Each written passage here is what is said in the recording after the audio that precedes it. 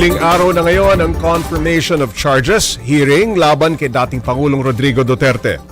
Ayon kay Attorney Nicholas Kaufman na legal counsel ni Duterte, may isang round pa siya ng pagsusumite ng merits sa kasong crimes against humanity na kinaharap ng kanyang kliyente. Inaasahang magbigay rin si Kaufman ng closing statement mamaya.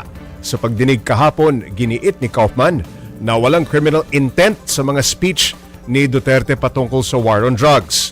Ito kasi ang ginamit ng prosekusyon na ebidensya na may sistematikong umanong patayan. Sabi naman ni Kaufman, ni-report niya kay Duterte ang mga nangyayari sa korte. In good spirit daw si Duterte kahit hindi nagmo-monitor sa hearing. Dismayado naman ang kaanak ng mga biktima ng drug war.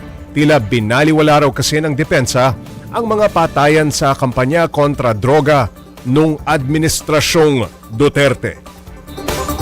Parang niwalang halaga yung aming mga mahal sa buhay.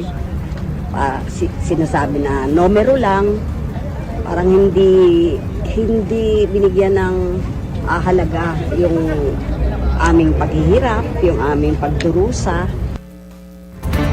Ibinaliwanag naman ni ICC Pretrial Chamber 1 Presiding Judge Julia Motok ang ilang beses na pagputol sa live broadcast ng hearing kahapon. May naganap daw na reduction sa live para protektahan ang mga testigo at witness na nababanggit ang pangalan sa gitna ng hearing. Matapos ang pagdinig ngayong araw, may 60 araw ang ICC para desisyonan kung lilitisin si Duterte base sa mga ebidensya.